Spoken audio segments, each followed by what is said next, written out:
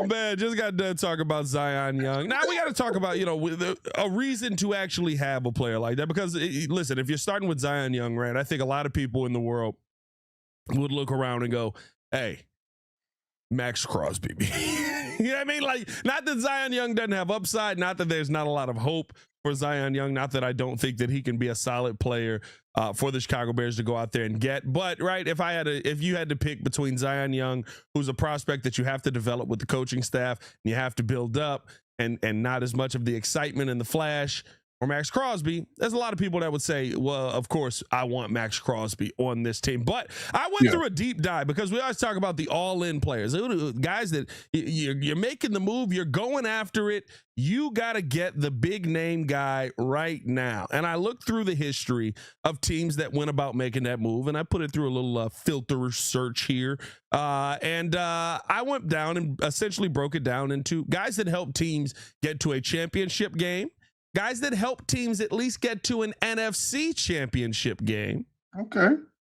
And guys that, maybe that it was a fun season, but essentially it didn't turn into anything big. Going all the way back to 2018, when the Bears, of course, make their big trade for a piece.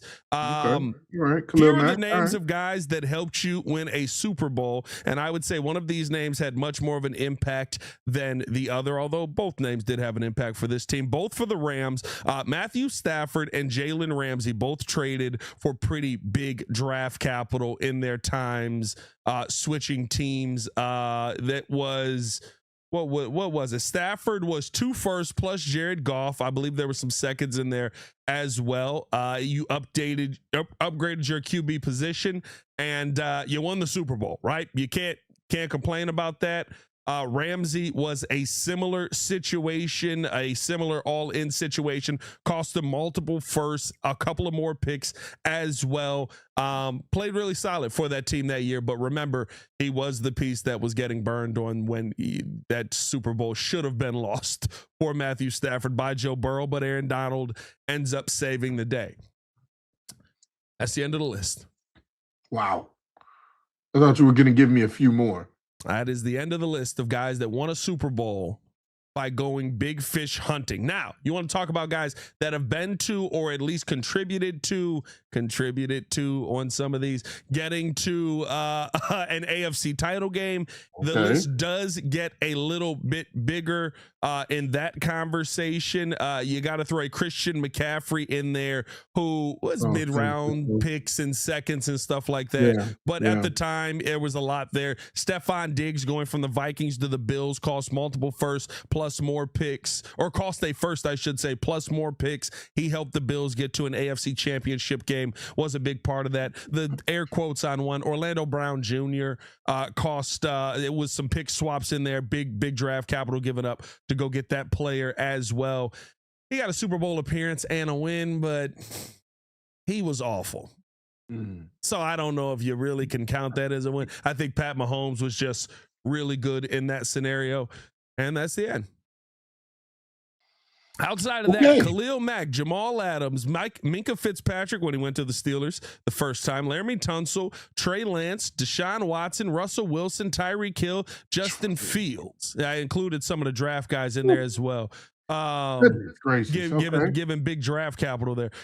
None of them, and these are the big names that were traded over the last few years, none of them helped their teams realistically even get past the second round. I believe Tyreek Hill probably got the first. Russell Wilson technically helped the Seahawks just win a Super Bowl with the draft haul that they gave up for him, which is why a lot of these, we look back at a lot of these and go, well, it kind of ended up a wash because they didn't really get a great player and they didn't really get any draft picks, right? So you kind of go, well, it ended up a wash because they didn't draft well.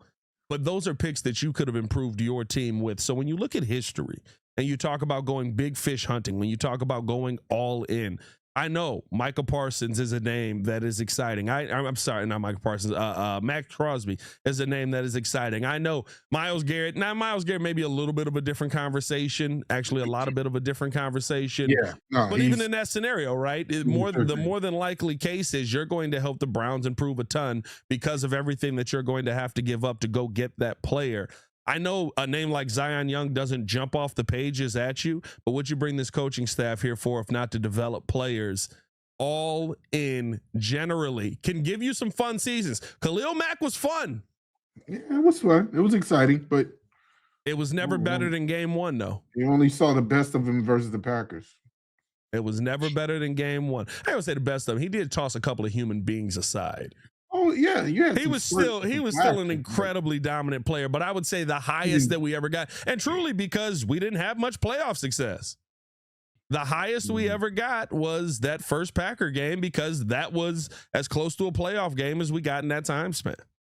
Yeah, I look, to me, I mean, what do you view as successful when it comes to being all in? Do you say that okay, you're coming from the depths of your division, or you're a team that has bottomed out consistently every year and you're at the bottom of the league in ranking and record, and now you go for a big piece and now you've made the playoffs or you're over 500? Could you say that's a win versus maybe a team that is on the cusp of getting to the playoffs and now they're trading their entire future value of draft picks for like a defensive end like Myles Garrett or Max Crosby to say we're one piece away or a couple pieces away from really being a complete team, and we think that we can compete with anybody if we make this move. But now our window has shortened to maybe 3 or 4 years of getting this right and getting to a championship.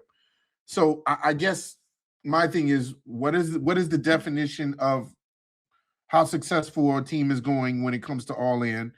I guess my definition of all in would be you either are winning it all or you're winning nothing. And as you can see, the Bears are an example of that with Khalil Mack. Like you said, it was fun, it was exciting, but is that what you want? Is that the peak of your powers? Do you want to just have a fun and exciting team to watch, but still get nowhere in the course of 4 to 5 years? Or do you want to make sure that you go about this methodically and in a sense lethargically, because that's what works? I guess boring works, right? Boring isn't always fun because boring is boring, but boring works over the course of a period of time, because now you're building up all these different positions and areas of need on your team instead of giving away all your value and giving away all your draft capital and going all in on one person. Now, I'm not sitting here and saying that I don't want Myles Garrett or I don't want Max Crosby, because I truly think that if we had a piece like that, then where we were this year to where we could be with that piece next year could do wonders. I truly feel like that, along with this coaching staff, that we would go further. However, there's still a chance that you're taking a chance with that, because other teams are going to get better. Other teams are also going to try and find a way to get the best free agents and pick draft picks that are going to have an impact as well. So it's not like it's just you as a team getting better. It's other teams around you getting better as well to try and challenge you. And so that's always the issue is, how do you fare with that? So I don't know. I guess given the track record, all in doesn't really work. All in, it doesn't have a good track record, but it's fun. So I guess the boring route would be the best way to go. Here's the funny part. I would push back. I would say that the boring route is fun. The Kansas City Chiefs were one of the funnest teams that we've ever watched. They drafted every piece on that team. They drafted Tyreek. They drafted Kelsey. They drafted Mahomes, right? It wasn't bad. They drafted Chris Jones. They drafted Trent McDuffie. That team was incredibly fun to watch. The Philadelphia Eagles, when they were going crazy, now people got sick of it, right? But it was fun to watch that first Super Bowl with Jalen Hurts balling out in the manner that he did, and 38-35, and how they played that entire season. Like that was incredibly fun. And so I think that it's like the process of getting there may not always be fun, but I would argue it's more fun for you to go with the team that is drafted, because you're seeing the pieces that your coaching staff built up. You're seeing the pieces that your coaching staff developed and put in positions to go out there and be successful, go out there and win a ton of games, win Super Bowls, you look at what just happened with the Seattle Seahawks. There's a lot of people out there that would look at it and go, that wasn't a fun Super Bowl to watch. Guess what? There's probably a lot of people around the world that would say that about the 85 Bears when they dominated that Super Bowl. But if you're talking about football for years to come, with how far under the cap they are, with how much they can add to this team, with how many players they can re-sign onto this team, with how many contracts they can get done and still go out there and add pieces via the draft, that's a fun project to watch continue to build. And so, like, for me, I would say, and you know, looking through the history of it, I think has made me probably even more so than I was before, because again, like I was like, if Max Crosby shows up, I'd be excited. I'm almost more so like, I would so much rather build this team via the draft. I would so much rather take a chance on a Zion Young and the upside that he has and the development the DA has been able to show, because we've seen that work. And it was so much fun this year watching Colston Loveland take off, watching Luther Burden take off, watching Nashawn Wright come out of nowhere and lead the league in interceptions, right? Watching CJ GJ step onto the field and be able to find his footing. Like, those were moments that define this season. And so I think that not only would that be the best path, but to me, when you talk about the fun, it may not be as fun or exciting in the beginning, especially when you're drafting 25, but when those guys hit, dominant. And that is the part that's the most exciting. I mean, no, I don't get me wrong. I think it's exciting if you know how to draft right. Like, the Kansas City Chiefs to me are an outlier, because every single year it seemed like they continue to get it right. After, obviously, that they got their quarterback for the next 10 years in Patrick Mahomes, 10 plus years. You know, they addressed so many different areas and they kept getting it right, whether it was L'Jarius Sneed, McDuffie, Chris Jones, Nick Bolton, whoever else you would like, you been Tyreek Hill, and Travis Kelce. Like, they kept getting it right. And so I think that's exactly, if this is the route you're going to go, that's what you got to do. And here again, Ryan Poles, this is looking at you. You did a great job this past year of kind of putting that blueprint out, of getting it right every single round, just about. Outside of maybe Ruben Hippolyte and then the obviouses of question marks, we don't know what, you know, Shamar Turner and Zay Frazier will be, but you got it right in the first round with Colston Loveland. You got it right in the second round with Isaiah Trapillo and Luther Burden. You got it right in the seventh round with Kyle Monangai. Like, there's so many times that you got it right throughout the entire draft. And because of the coaching staff that you're connected to with Ben Johnson and Dennis Allen being a part of that brain trust to look at these players and look at, you know, who could be the next Myles Garrett, who could be the next Max Crosby. If you're not trying to go out and get that person, then yes, you could develop these Zion Youngs and these whoever else that you feel can be that guy to take your team over the top. So it's controllable under the contract.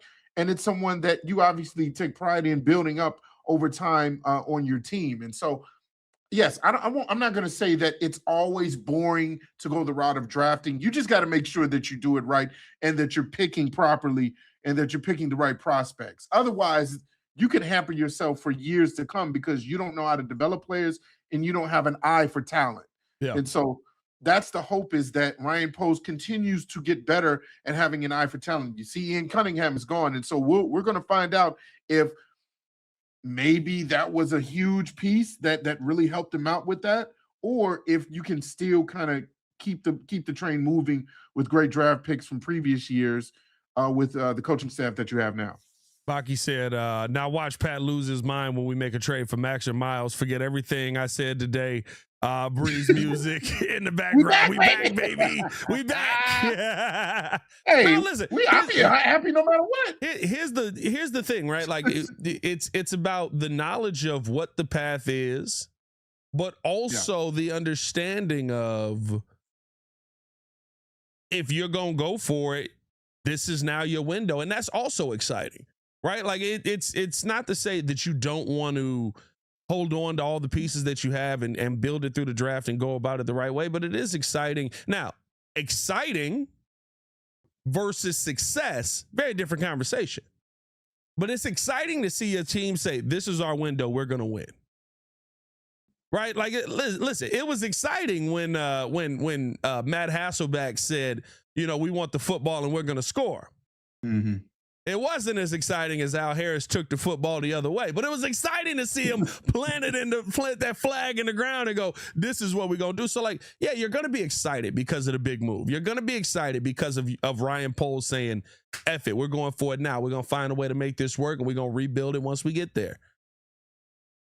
The hope is that it's successful. History would show you that you would be an outlier of history if you go that path.